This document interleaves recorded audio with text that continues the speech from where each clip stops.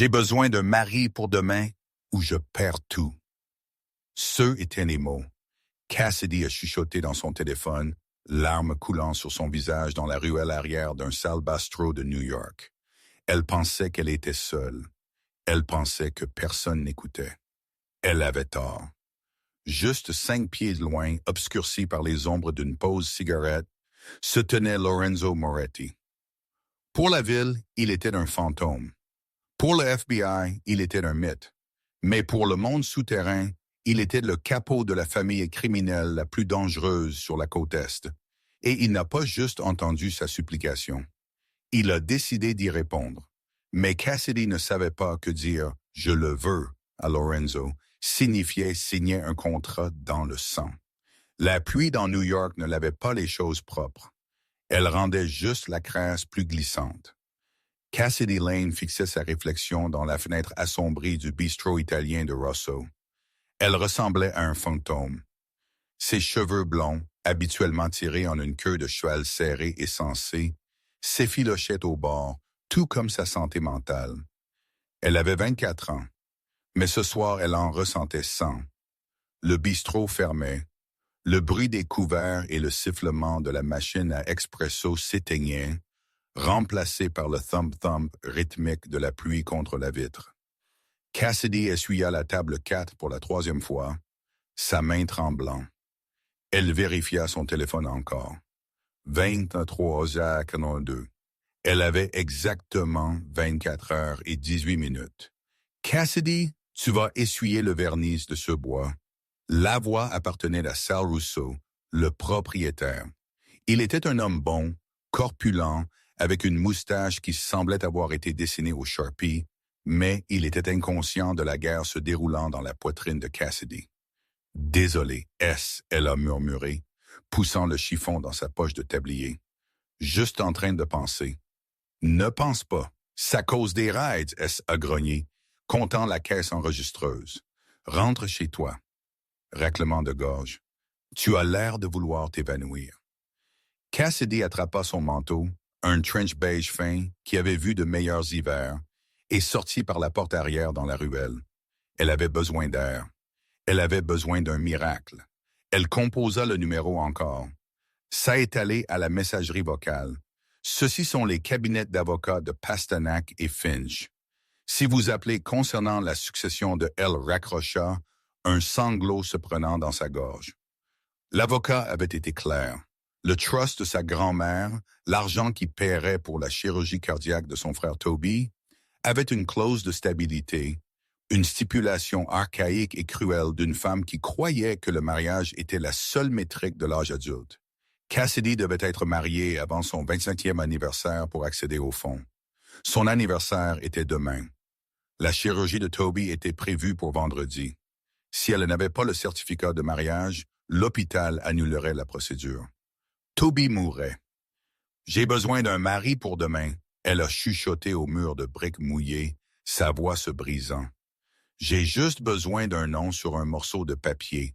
Je vendrai mon âme pour ça. » Elle glissa le long du mur, s'accroupissant sur ses genoux, enfouissant son visage dans ses mains.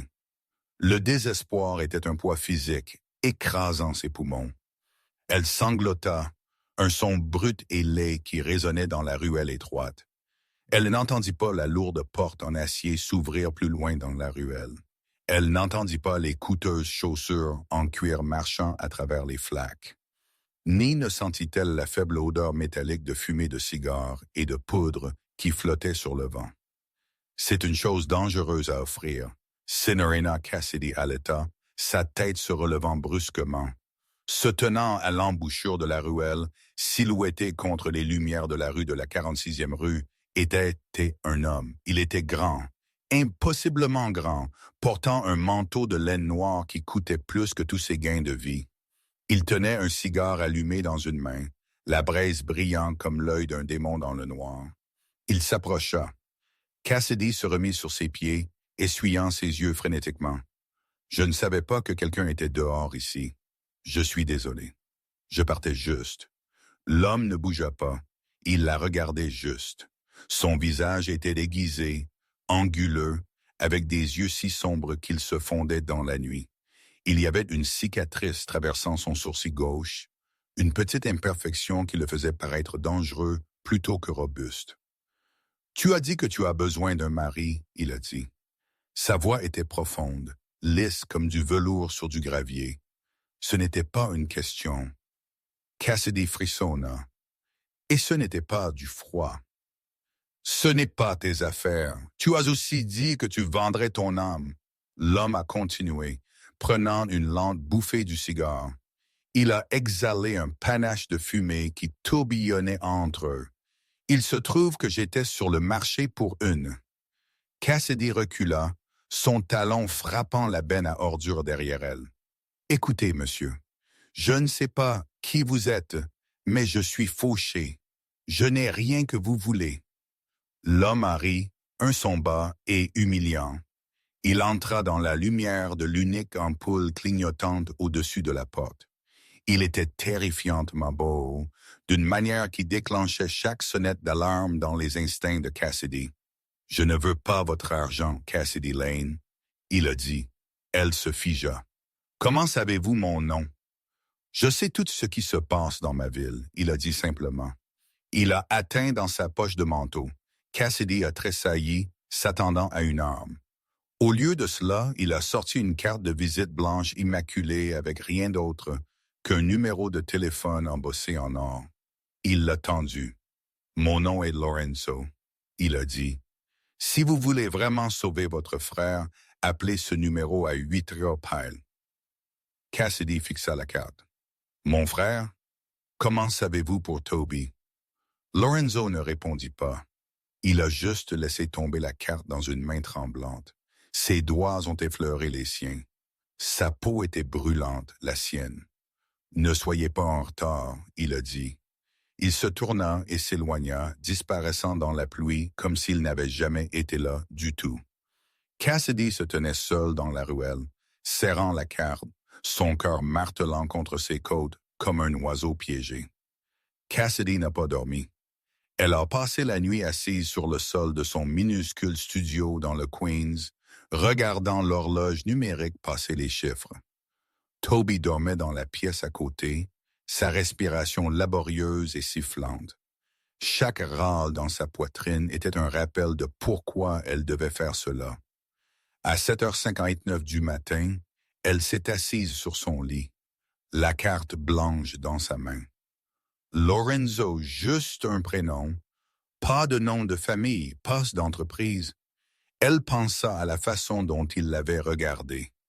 Prédateur, calculateur, mais elle pensa aussi à la facture d'hôpital posée sur le comptoir de la cuisine estampillée d'encre rouge. À 8h du matin exactement, elle a composé. Ça a sonné une fois. « Mademoiselle Lane ?» Une voix britannique nette a répondu. « Monsieur Moretti vous attend. Une voiture est devant votre appartement. » Cassidy laissa tomber le téléphone. Moretti. Le sang se vida de son visage. Elle connaissait ce nom. Tout le monde à New York connaissait ce nom, même s'il ne faisait que le chuchoter. La famille Moretti possédait la moitié des entreprises de construction de la ville. 3 ports d'expédition. Et la rumeur disait la force de police. Lorenzo Moretti n'était pas juste un gars riche.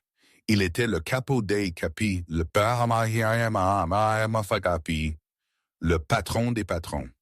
Elle courut à la fenêtre. Un élégant SUV noir aux vitres teintées tournait au ralenti garé en double fil dans sa rue. Il ressemblait à un vaisseau spatial comparé aux berlines rouillées de ses voisins. « Oh mon Dieu !» elle a soufflé. « Qu'ai-je fait? » Mais ensuite, elle entendit Toby tousser dans l'autre pièce, un son humide et douloureux. La peur était un luxe qu'elle ne pouvait se permettre. Cassidy enfila sa meilleure robe, une robe droite bleu marine d'un magasin d'occasion, embrassa son frère endormi sur le front et sortit par la porte.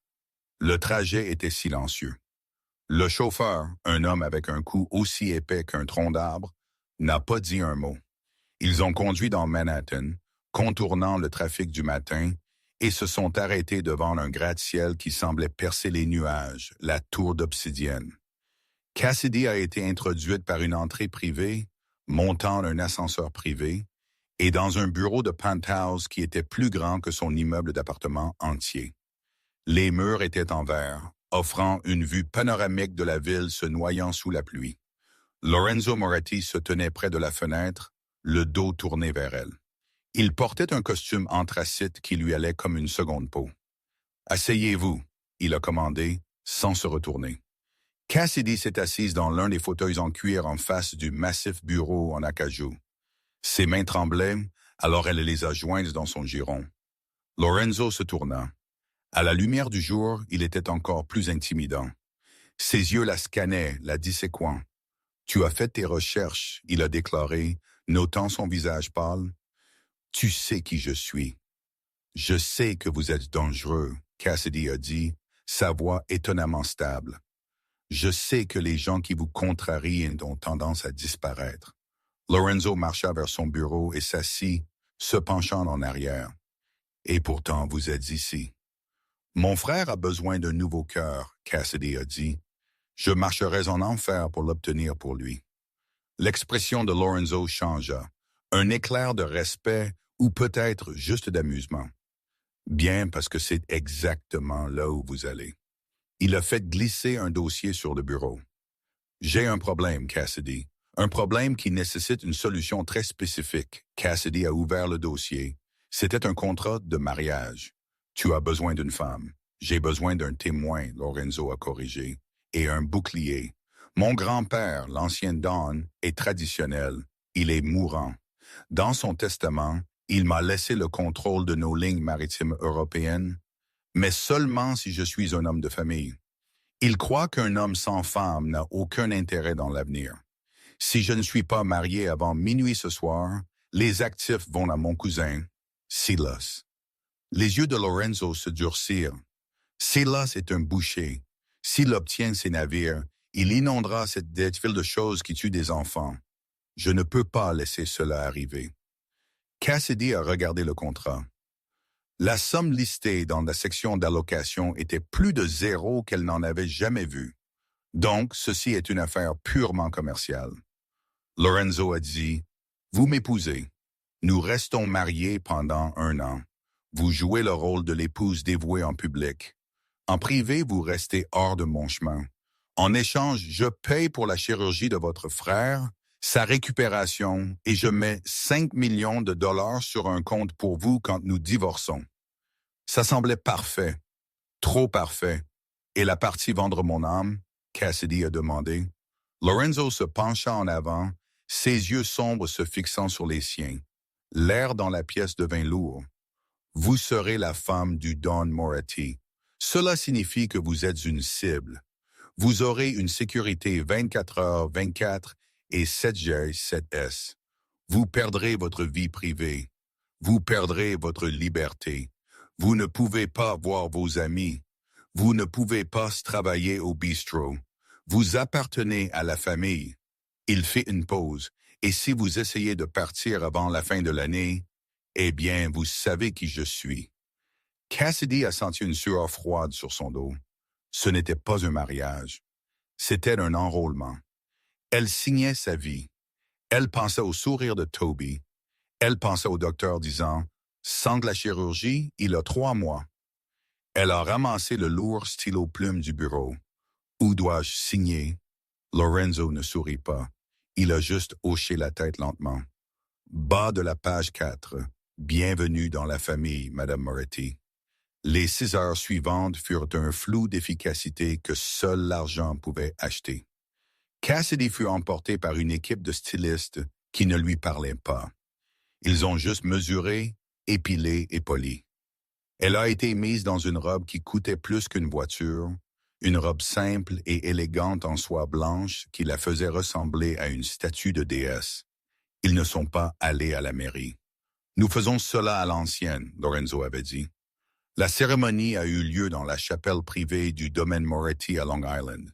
C'était une structure en pierre gothique qui sentait l'encens et les vieux secrets. Les bancs étaient vides à l'exception de 2 hommes. L'un était le prêtre, un homme nommé Père Giovanni, qui regardait Lorenzo avec peur plutôt qu'avec révérence. L'autre était un vieil homme en fauteuil roulant, respirant via une bouteille d'oxygène. Le grand-père de Lorenzo, le patriarche. Alors que Cassidy marchait le long de la courte allée, ses jambes se sentaient comme du plomb. Lorenzo se tenait à l'hôtel. Il s'était changé en un smoking. Il avait l'air dévastateur. Quand il a pris sa main, sa prise était ferme, possessive. « Ne tremble pas », il a chuchoté, ses lèvres bougeant à peine.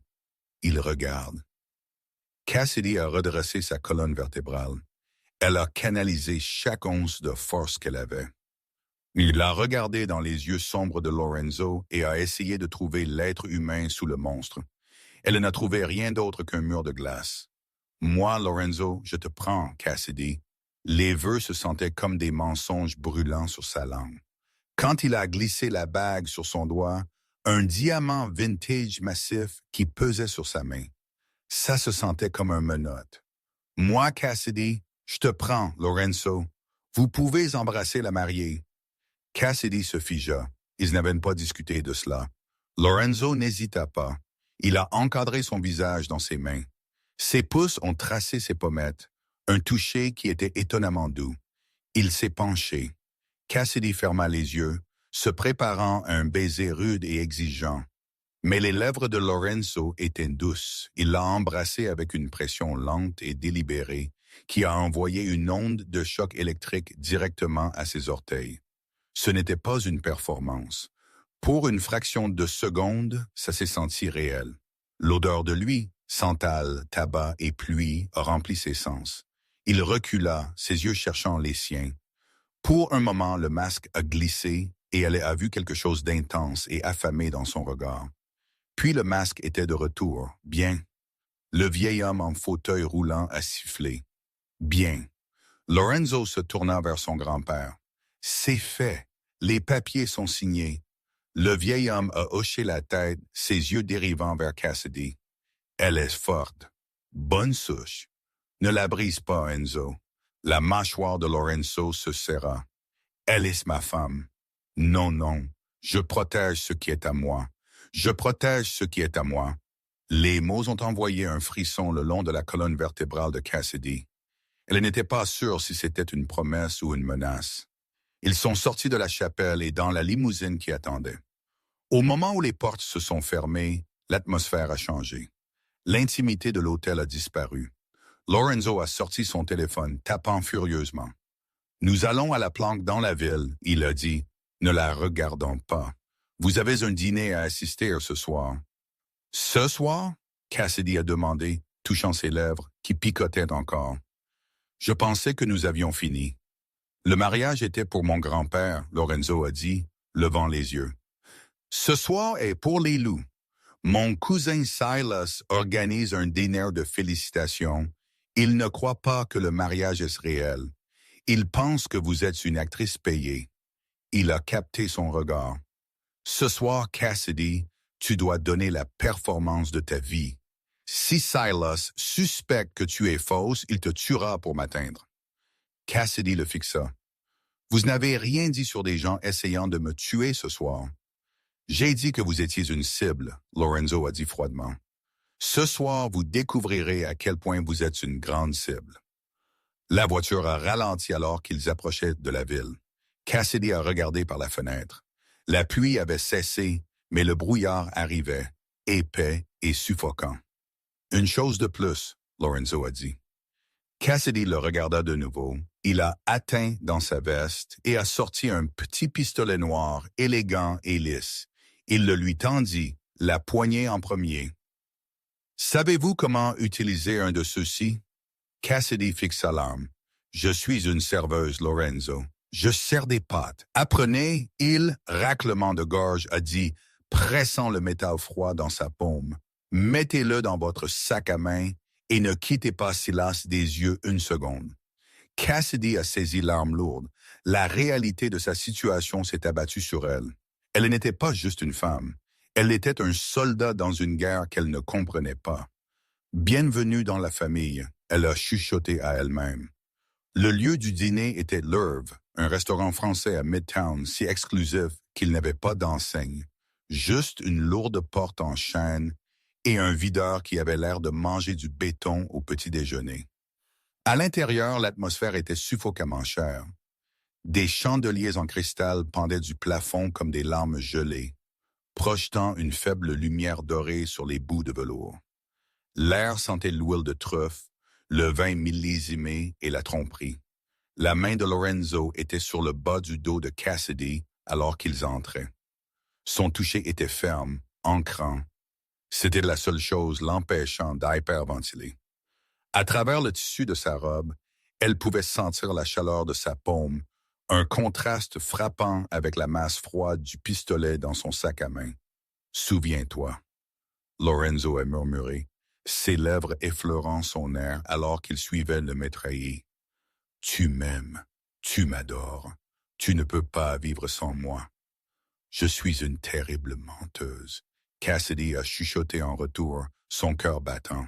« Alors imagine que je suis le chirurgien tenant le cœur de ton frère, » il a répondu, sa voix dénuée de chaleur.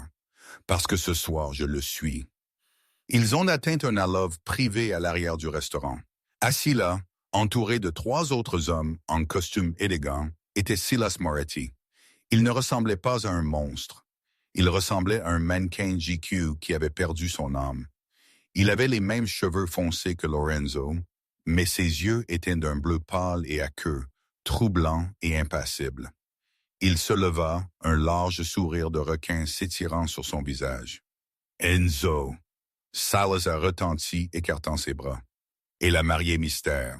Enfin, nous nous rencontrons. » Silas est avancé pour étreindre Cassidy, mais Lorenzo a subtilement marché devant elle, bloquant le contact. Il a serré la main de Silas dans une poignée qui ressemblait plus à un test de force. « Silas, » Lorenzo a hoché la tête. « Ceci est Cassidy, ma femme. » Le mot « femme » a plané dans l'air, lourd et significatif. Les yeux de Silas ont volé vers l'anneau au doigt de Cassidy. Il a laissé échapper un sifflement bas.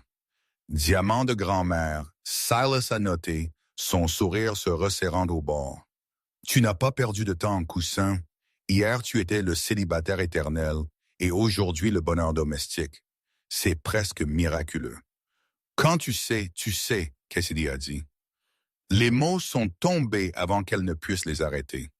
Elle a forcé un sourire, canalisant chaque comédie romantique qu'elle avait jamais regardée. Elle a tendu la main et a pris le bras de Lorenzo, se penchant contre lui. Lorenzo m'a balayé de mes pieds.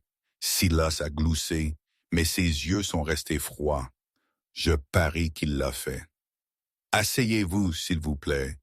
Nous avons du champagne pour célébrer. » Le dîner était un champ de mine. Chaque question que Silas a posée était un piège conçu pour exposer leurs mensonges. « Alors, Cassidy, » Silas a dit, faisant tournoyer son verre de vin. « Où vous êtes-vous rencontrés? »« Enzo est si secret. Je suppose que c'était au gala à Milan. » Lorenzo a ouvert sa bouche, mais Cassidy a serré son bras. Elle savait que s'il disait Milan, Silas vérifierait les journaux de vol. Il vérifierait les registres d'hôtel. En fait, Cassidy a dit, sa voix stable malgré le tremblement de ses mains, raclement de gorge sous la table. Nous nous sommes rencontrés dans un diner dans le Queens. Il est venu pour du café. Il avait l'air seul. La table est devenue silencieuse. Les autres hommes, les locataires de gauche de Silas, semblaient confus. Lorenzo se tourna pour la regarder, un éclair de surprise véritable dans ses yeux.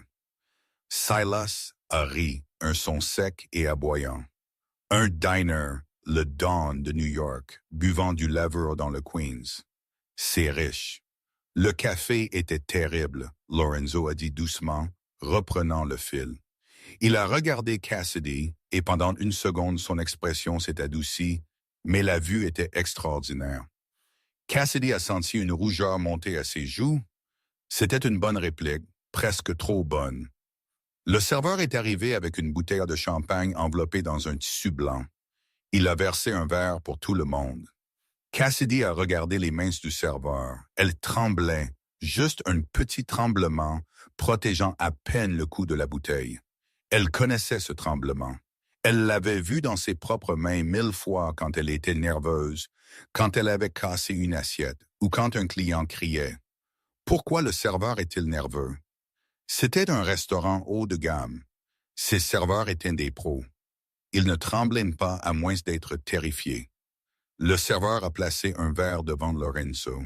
Puis, il est allé à Silas. Cassidy a regardé attentivement. Le serveur a tourné légèrement la bouteille en servant Silas, couvrant l'étiquette avec son pouce. Une pâte différente, non. Puis elle l'a vu, un minuscule résidu blanc presque invisible sur le bord du verre de Lorenzo. Ce n'était pas de la poussière, ce n'était pas du savon. Lorenzo a tendu la main vers le verre. À la famille, il a dit, le levant. À la famille, Silas a fait écho, ses yeux fixés sur la gorge de Lorenzo. « Attendez !» Cassidy a crié. Elle a bondi en avant, feignant un spasme maladroit. Sa main a frappé le verre de Lorenzo, l'envoyant voler. Le cristal s'est brisé contre la table, le champagne s'imprégnant dans la nappe blanche immaculée. Le son était comme un coup de feu. Tout le restaurant semblait se figer. « Oh mon Dieu !» Cassidy a haleté, se levant et attrapant une serviette. « Je suis si maladroite, Lorenzo. Je suis si désolé.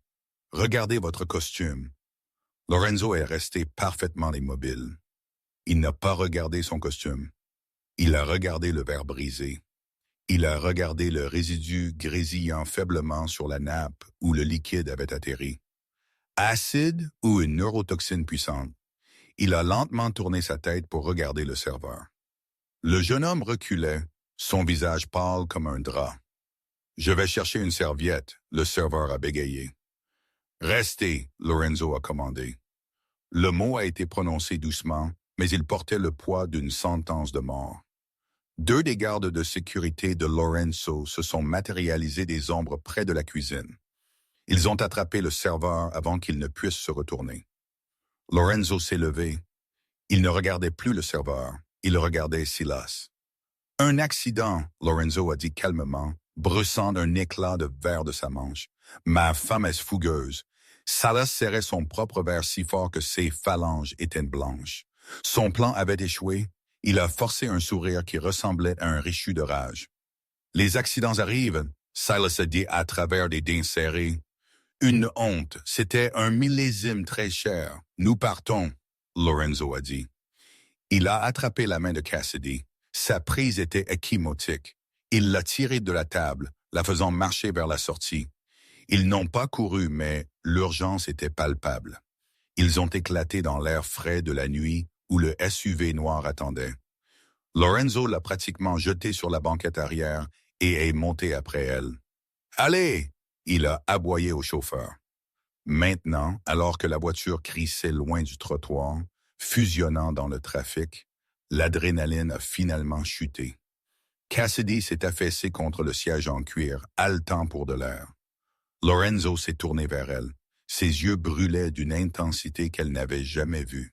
Il a attrapé son visage, la forçant à le regarder. « Comment as-tu su ?» il a demandé. « Le serveur », Cassidy a soufflé, sa voix tremblante. Ses mains, il tremblait, et j'ai vu de la poudre sur le bord. « J'essuie des verres pour vivre, Lorenzo. Je sais à quoi ressemble un verre propre. » Lorenzo la fixa. Pendant un long moment, le silence s'est étiré entre eux. Puis il a laissé échapper un souffle qu'il semblait avoir retenu pendant des années. « Tu m'as sauvé la vie », il a dit. Il y avait de l'émerveillement dans sa voix. « Tu as réellement sauvé ma vie. Ça fait partie de l'accord, n'est-ce pas? » Cassidy a réussi un rire faible. « Je vous protège. Vous me protégez. » Lorenzo n'a pas ri. Il s'est penché, son front reposant contre le sien. « Tu n'as aucune idée de ce que tu viens de commencer, Cassidy. Silas ne s'arrêtera pas maintenant. Il sait que tu n'es pas juste un trophée. Il sait que tu es dangereuse. »« Je ne suis pas dangereuse, » elle a chuchoté. « Tu l'es pour lui, Lorenzo. » Clément de Gorge a répondu. Il s'est retiré, son visage se durcissant encore. « Nous allons au penthouse. Nous allons en confinement. Personne n'entre. Personne ne sort. » Le penthouse était silencieux. Il était 2 heures du matin. Ils étaient entrés par le garage souterrain, flanqué de 6 gardes armés. La montée en ascenseur avait été tendue, silencieuse. Maintenant, ils étaient seuls dans l'appartement tentaculaire qui surplombait la ville endormie. Cassidy a enlevé ses talons. Ses pieds achetaient, sa tête martelait. L'adrénaline était partie, remplacée par un épuisement profond jusqu'aux os. Il y a une chambre d'amis au bout du couloir, Lorenzo a dit, déboutonnant sa veste de smoking. Il l'a jetée sur une chaise. Il avait l'air fatigué. L'invincible Dawn avait l'air humain pour la première fois. Il a une salle de bain attenante. Vous trouverez des vêtements dans le placard. J'ai fait acheter une garde-robe pour vous par mon assistant. Lorenzo, Cassidy a dit, elle se tenait au milieu du salon, se sentant petite dans le vaste espace. Il a fait une pause, se versant un verre d'une carafe en cristal. Du liquide ambré a éclaboussé dans un verre. Il ne lui en a pas offert un. Qu'est-ce que Toby sûr? Lorenzo a pris une longue gorgée de whisky. J'ai 2 hommes stationnés devant sa chambre d'hôpital. 2 de plus dans le hall. Si Silas essaie de le toucher, il meurt. Cassidy a hoché la tête, s'enroulant les bras autour d'elle-même. Merci. Va dormir, Cassidy. Elle s'est tournée pour partir, mais s'est arrêtée. Pourquoi le détestez-vous, Silas? Je veux dire, je sais qu'il a essayé de vous tuer, mais ça ressemble à plus que juste des affaires. Lorenzo a posé le verre. Le son a résonné sur le comptoir en marbre. Il s'est tourné pour lui faire face, sa silhouette encadrée par les lumières de la ville. Mon père n'est pas mort de cause naturelle, Lorenzo a dit, sa voix basse. Il était le Dawn avant moi, fort, prudent, mais il avait une faiblesse. Il faisait confiance à son frère. Le père de Silas, il s'est approché d'elle, s'arrêtant juste à quelques pieds. Le père de Silas a empoisonné le mien lentement sur des mois. Au moment où nous l'avons compris, c'était trop tard. J'avais 22 ans quand j'ai regardé mon père se flétrir. J'ai juré alors que je ne laisserai jamais cette branche de la famille prendre le trône. Silas est juste comme son père, avide, impatient et sans honneur. Il a regardé Cassidy, son regard perçant. Dans ce monde, Cassidy, la confiance est la seule monnaie qui compte, et c'est la plus facile à contrefaire. Vous m'avez fait confiance ce soir, elle a dit doucement. Je n'avais pas le choix, il a rétorqué. Mais il n'y avait pas de mordant dans ses mots. Il s'est rapproché, envahissant son espace personnel. L'air entre eux a crépité. Cassidy l'a regardé. Il était terrifiant, oui, un tueur, oui, mais il était aussi un homme qui aimait son père assez pour mener une guerre pour son héritage. Vous devriez être prudente, Lorenzo a dit, sa voix tombant à un chuchotement rauque. Vous avez très bien joué le rôle de l'épouse aimante ce soir. Ne laissez pas cela vous monter à la tête. Ce n'était que du jeu, Cassidy a menti. Son cœur martelait contre ses côtes encore. C'était... Lorenzo a tendu la main. Ses doigts ont effleuré son bras nu, traçant jusqu'à son épaule. Son toucher brûlait. Il a regardé ses lèvres, puis de nouveau ses yeux. La tension était épaisse, indéniable. Pour un moment, elle a pensé qu'il allait l'embrasser encore, pour de vrai cette fois. Mais il s'est retiré brusquement, reculant. Bonne nuit, Cassidy. Il s'est tourné et a marché vers sa propre chambre, fermant la porte avec un clic définitif.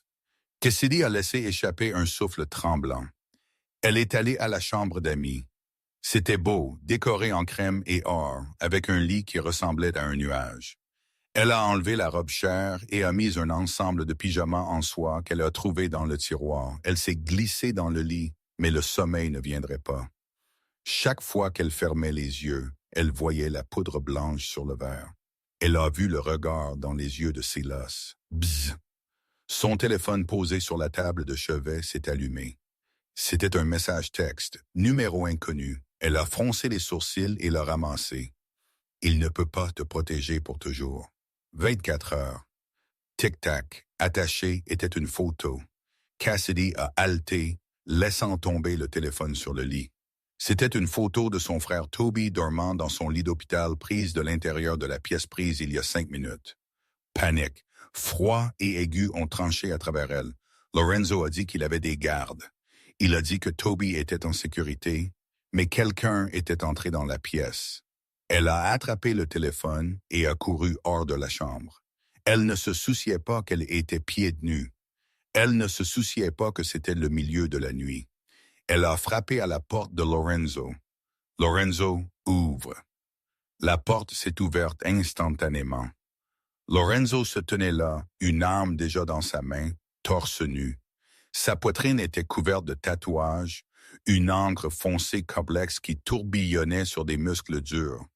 Une grande cicatrice courait le long de ses côtes. « Qu'est-ce que c'est? » Il a claqué, scannant le couloir pour des menaces. « Regarde, » elle a sangloté, lui poussant le téléphone. Lorenzo a pris le téléphone, elle raclement de gorge et regardait la photo. Son visage est devenu mortellement immobile. La température dans la pièce a semblé chuter de 10 degrés. « Silas !» il a grogné. « Vous avez dit qu'il était en sécurité !» Cassidy a crié, frappant sa poitrine avec son poing. « Vous m'avez promis. Vous avez dit que vous aviez des hommes. »« J'en ai !» Lorenzo a dit. Il bougeait déjà, marchant à grands pas dans le salon. Il a attrapé un téléphone jetable d'un tiroir et a composé. Statut sur le garçon, il a aboyé dans le téléphone. Pause. « Que voulez-vous dire, calme? Allez dans la pièce, vérifiez-le maintenant. » Lorenzo a mis le téléphone sur haut-parleur. Cassidy a retenu son souffle, des larmes coulant sur son visage. Boss, la voix sur la ligne a grésillé. « Nous sommes dedans. Le gamin est-il dehors? Il va bien. »« Fouillez la pièce, » Lorenzo a commandé. « Y a-t-il quelqu'un d'autre là? » Négatif. Pièce est claire. Signes vitaux sont stables. Lorenzo a raccroché. Il a regardé la photo sur le téléphone de Cassidy encore. Elle a été prise de la fenêtre. Il a marmonné. Un drone ou un téléobjectif du bâtiment d'en face. Il a regardé Cassidy. Elle tremblait au bord de l'effondrement. Il a jeté le téléphone sur le canapé et a attrapé ses épaules. « Écoute-moi, » il a dit fermement. « Il vous nargue. Il veut que vous paniquiez. Il veut que vous sortiez de cet appartement pour qu'il puisse vous attraper. Comprenez-vous? Il peut le voir, Lorenzo. Il peut voir mon frère. Il peut voir, mais il ne peut pas toucher. » Lorenzo a juré. « Je double la garde. Je déplace Toby dans une aile privée de mon installation sécurisée ce soir dans l'heure. »« J'ai besoin d'aller à lui, » Cassidy a plaidé. « S'il vous plaît. »« Non, » Lorenzo a dit. « C'est exactement ce que Silas veut. Si vous quittez ce bâtiment, vous êtes morte. Et si vous êtes morte, Toby n'a personne. » Cassidy s'est affaissé contre lui, le combat se vidant d'elle. Lorenzo a enroulé ses bras autour d'elle. Ce n'était pas romantique, c'était protecteur. Il l'a tenue serrée et sometimes ri, pressant sa tête contre sa poitrine nue. Elle pouvait entendre son cœur battre, lent, stable, puissant. « Je ne le laisserai pas prendre votre famille. » Lorenzo a chuchoté dans ses cheveux. « J'ai perdu la mienne. Je ne te laisserai pas perdre la tienne. » Pour la première fois, Cassidy l'a cru, non pas à cause de l'argent ou du contrat, mais à cause de la rage qu'elle sentait rayonner de lui. « Lorenzo, » elle a chuchoté. « Oui, apprends-moi. » Il s'est retiré pour la regarder. « Apprendre quoi? » Cassidy a essuyé ses yeux. Son expression s'est durcie. La serveuse, qui avait peur de sa propre ombre, était partie. À sa place était une femme qui venait de réaliser qu'elle était en guerre. « Apprends-moi comment tirer avec ce pistolet que tu m'as donné. Apprends-moi comment repérer les mensonges. Si je vais être ta femme, je ne peux pas être un fardeau. Je veux me battre. » Lorenzo l'a regardé pendant un long moment.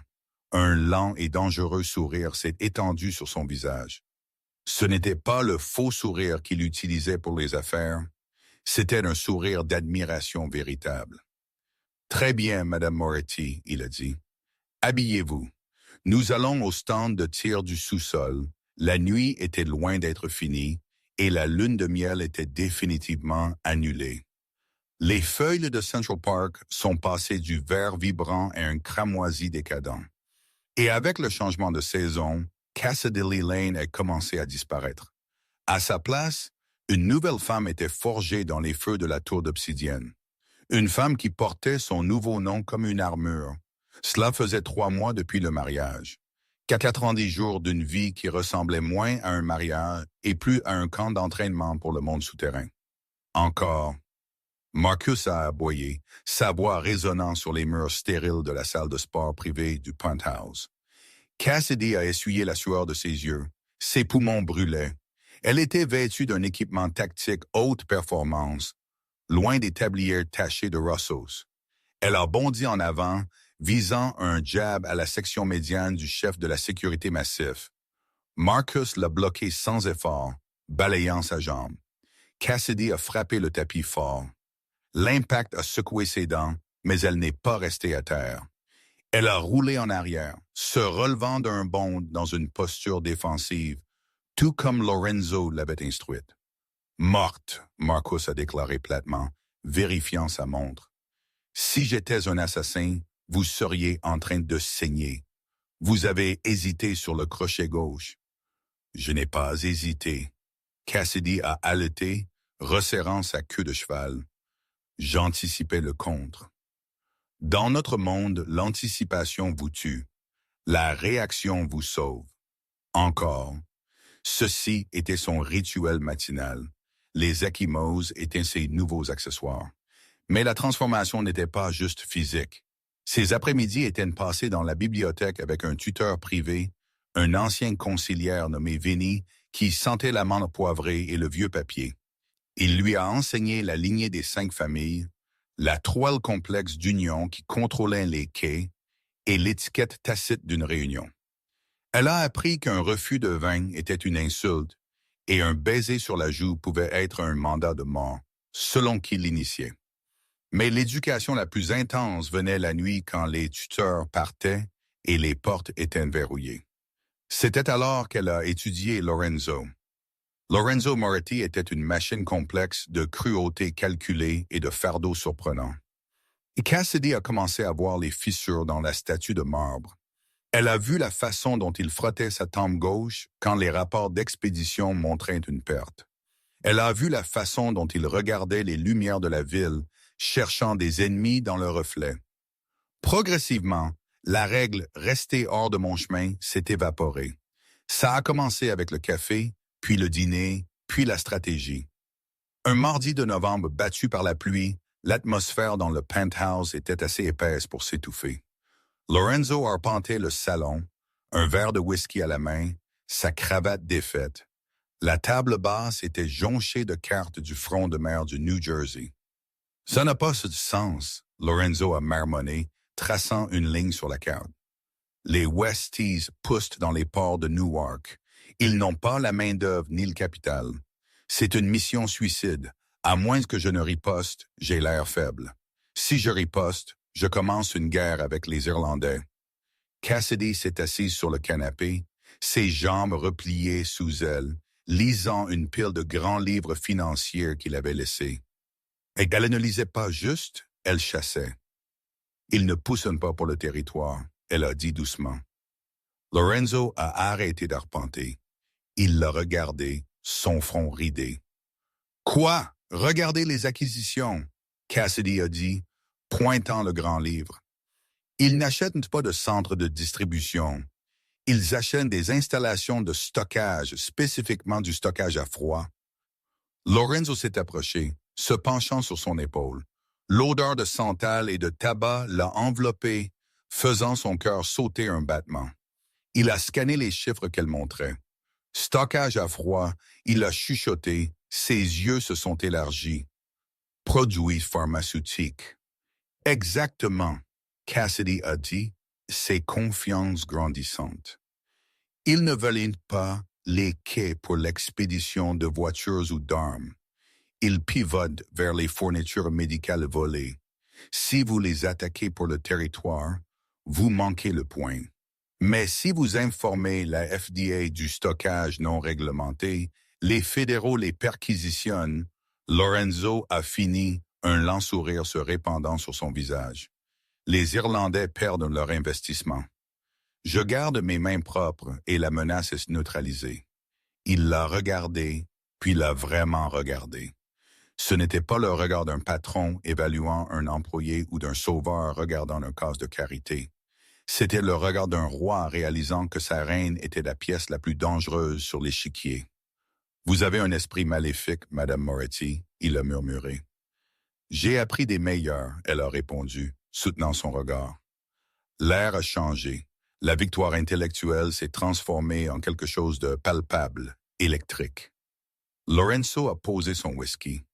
Il a tendu la main, sa main encadrant sa joue. Son pouce a tracé sa lèvre inférieure, ses yeux sombres d'une faim qui n'avait rien à voir avec le pouvoir. « Je devrais vous envoyer loin, » il a dit, sa voix rauque. « À la villa en Toscanie, vous y seriez en sécurité. Vous pourriez peindre. Vous pourriez vivre. »« Je vis, » Cassidy a chuchoté. Elle s'est penchée dans son toucher. « Pour la première fois de ma vie, je ne fais pas que survivre. Je vis et je ne vais nulle part. »« Tu as signé un contrat ?» il lui a rappelé, bien que les mots manquaient de conviction. « Déchire-le », elle a défié. Lorenzo n'a pas eu besoin d'être dit 2 fois. Il l'a embrassé. Ce n'était pas le baiser chasteté performatif de l'hôtel. C'était une collision. C'était une revendication. Raclement de gorge. Il l'a embrassée comme s'il se noyait, et elle était le seul air restant dans le monde. Cassidy l'a rencontré force pour force, ses mains s'en mêlant dans ses cheveux foncés, le tirant plus près. Cette nuit-là, la chambre d'amis est restée vide. Ils ont dormi dans la suite parentale, les membres emmêlés, les lignes entre les affaires et le plaisir non seulement brouillé, mais entièrement effacé. Mais dans leur monde, le bonheur était habituellement le calme avant le carnage. 2 jours plus tard, la réalité de leur situation s'est effondrée. Lorenzo est rentré tôt, son visage cendré. Il a marché droit vers le bord humide et a versé un verre, sa main tremblant légèrement, une vue qui a terrifié Cassidy plus que n'importe quelle arme. « Lorenzo », elle a demandé, se levant du piano qu'elle avait fait semblant de jouer, « qu'est-il arrivé? » « Ils ont trouvé un micro, » il a dit, sa voix basse et dangereuse. Cassidy se figea. « Dans la voiture? »« Dans mon bureau, » il a corrigé, claquant le verre. « Encastré dans l'acajou de mon bureau, high-tech, militaire et rare, actif depuis au moins 2 semaines. » L'implication a frappé Cassidy comme un coup physique. Le bureau était une forteresse. Seul le cercle intérieur avait accès. Une taupe, elle a soufflé. Quelqu'un de proche, Lorenzo a grogné. Quelqu'un que je crois. Ils ont tout nourri à Silas. Mes mouvements, les horaires d'expédition, le fait que ce mariage pourrait être réel. Il s'est tourné vers elle, ses yeux remplis d'une intensité désespérée. Silas sait que je tiens à vous. Cela vous rend un levier. Cela vous rend une cible. Je peux me débrouiller, Cassidy a dit, touchant le petit pistolet dissimulé dans sa ceinture. Marcus m'a bien enseigné. Marcus ne peut pas vous apprendre à survivre à une bombe, Lorenzo a crié, la peur brisant son calme. Je ne peux pas te perdre, Cassidy. Pas maintenant. Avant qu'elle ne puisse répondre, l'interphone a bourdonné. C'était le concierge du hall. Monsieur, la voix a grésillé. Un coursier vient de déposer un colis, enveloppe prioritaire. Seau de cire noire. L'expression de Lorenzo s'est durcie en granit. Envoyez-le, mais scannez-le pour des explosifs d'abord. 10 minutes plus tard, l'enveloppe était posée sur la table basse. Elle était lourde, faite de papier cartonné cher. Le sceau était la crête de la famille Moretti, une crête que Lorenzo détenait actuellement, mais que Silas convoitait. Lorenzo l'a fendue avec un couteau. Il a sorti une seule carte embossée en feuilles d'argent. Il l'a lu, sa mâchoire se serrant jusqu'à ce qu'un muscle s'agite dans sa joue. Il l'a jeté à Cassidy. Elle l'a ramassé. Le gala d'hiver Moretti, organisé par Salas Moretti. Samedi 12 décembre à l'Hôtel Plaza pour honorer l'union de Lorenzo et Cassidy. La présence est obligatoire. Il nous fait bouger, Lorenzo a dit, regardant la ville trempée de pluie. Il a invité les 5 familles, la commission, le maire. Il tourne les projecteurs sur nous. Pourquoi jeter une fête pour des gens qu'il déteste, Cassidy a demandé. Parce que ce n'est pas une fête, c'est un procès. Lorenzo a expliqué, se tournant de nouveau vers elle. Il prévoit de nous exposer devant la commission. Il a besoin de prouver que notre mariage est une imposture, une violation de la clause de confiance sacrée dans le testament de mon grand-père. S'il prouve que j'ai acheté une femme pour sécuriser l'héritage, la commission me retirera mon rang. Ils donneront l'Empire à Silas. Et que nous arrive-t-il? Si je perds la protection du titre, Lorenzo a dit doucement, Silas me tuera avant que je ne quitte le bâtiment. Et vous? Il ne put finir la phrase. Cassidy a regardé l'invitation. Elle pensa à Toby, en sécurité et en bonne santé à l'école privée, son cœur battant fort grâce à l'argent de Lorenzo. Elle pensa à la façon dont Lorenzo l'avait tenue la nuit dernière, comme si elle était précieuse. Elle s'est levée, ses mouvements fluides et précis. Elle a marché vers la cheminée et a jeté l'enveloppe dans les flammes. Elle l'a regardé se recroqueviller et noircir. « Il pense que je suis une serveuse », Cassidy a dit, sa voix baissant d'une octave. « Il pense que je suis la fille qui a pleuré dans la ruelle. Il pense que je suis le maillon faible. » Elle s'est tournée vers Lorenzo. La peur avait disparu de ses yeux, remplacée par une résolution froide et scintillante. Elle avait l'air de tous les pouces, la femme du Don. « S'il veut un spectacle, Lorenzo, donnons-lui un. Allons à sa fête. Et montrons-lui exactement ce qui se passe quand vous acculez un Moretti. » Lorenzo l'a regardé et pour la première fois depuis qu'il a trouvé le micro, il a souri. C'était un sourire de requin. « Très bien, » il a dit, prenant sa main et embrassant les jointures.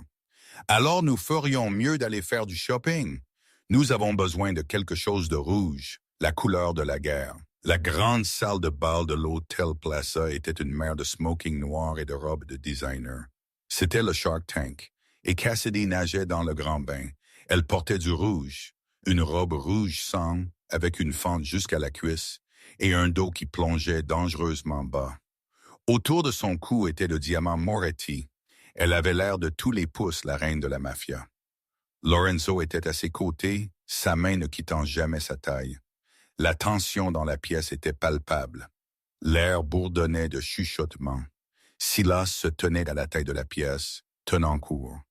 Quand il les a vus entrer, ses yeux se sont illuminés d'une joie malveillante. Le couple heureux. Silas a annoncé dans le microphone, le son résonnant par-dessus les haut-parleurs. La musique s'est arrêtée. Tous les yeux se sont tournés vers eux. Lorenzo a resserré sa prise sur Cassidy. « Stable », il a chuchoté. Ils ont marché à travers la foule, la mer se séparant pour eux. Ils ont atteint la scène où Silas se tenait. « Bienvenue, famille ». Silas sourit largement. « Ce soir est une nuit de vérité. Nous sommes ici pour célébrer l'héritage du nom Moretti, un héritage qui exige la pureté. » Silas a claqué des doigts. Un écran de projecteur est descendu derrière lui.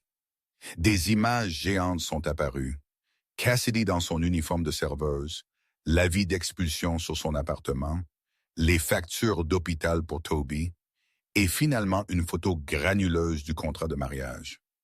La foule a haleté. Les murmures se sont transformés en un rugissement. Une fraude, quelqu'un a crié. Il l'a acheté, un autre a crié. Silas avait l'air triomphant. Vous voyez, il a crié par-dessus le bruit. Lorenzo Moretti se moque de nos traditions. Il se moque de nos lois. Il a embauché une serveuse fauchée pour voler l'héritage de notre grand-père. Il est inapte à diriger. Lorenzo a avancé, son visage un masque de pierre. Il a tendu la main vers son arme, mais Cassidy a placé une main sur sa poitrine. « Attendez », elle a dit doucement. Elle a avancé, relâchant le bras de Lorenzo. Elle a monté les escaliers jusqu'à la scène, ses talons claquant sur le bois. Elle s'est tenue nez à nez avec Silas. Elle était plus petite que lui, mais à ce moment-là, elle avait l'air de 10 pieds de haut. « C'est tout ce que vous avez, Silas ?» elle a demandé dans le microphone. Sa voix était stable, amplifiée à travers la salle de bal silencieuse. Silas a ricané. « Retourne à la cuisine, fille, les hommes parlent. » « Vous parlez beaucoup de pureté, » Cassidy a dit, arpentant lentement. « D'honneur, » Mais vous avez oublié une chose à propos de cette serveuse. Les serveuses entendent tout. Nous voyons tout. Les gens ne regardent pas l'aide. Ils pensent que nous sommes invisibles. Elle a atteint dans sa pochette rouge. Silas a tressailli, s'attendant à une arme. Au lieu de cela, elle a sorti un petit enregistreur vocal.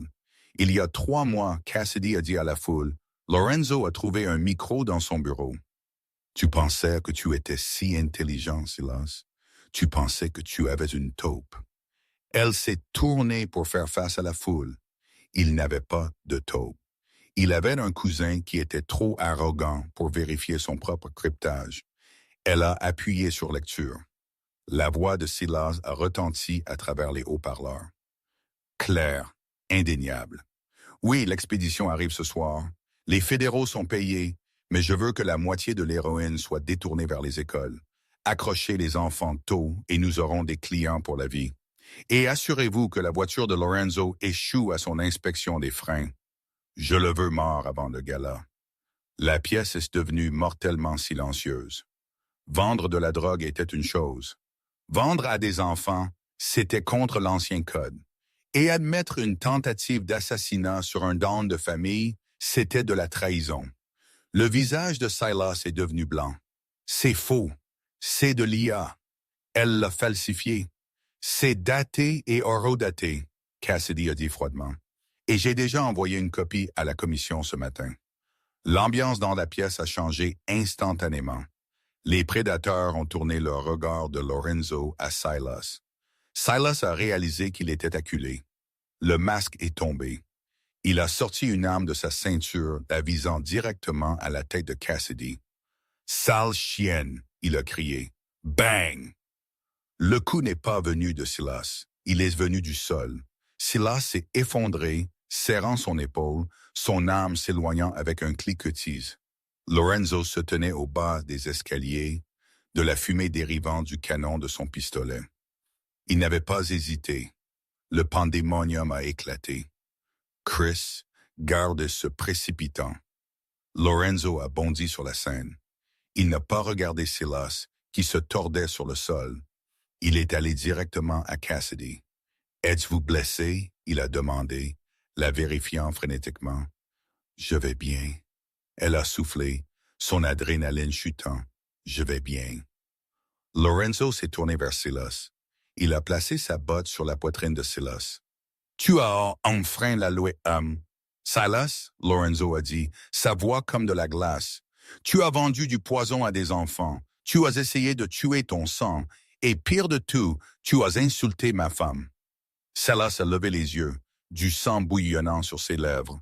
« Elle est juste un contrat. » Elle, Lorenzo a dit, visant l'arme entre les yeux de Silas, est la meilleure affaire que j'ai jamais faite.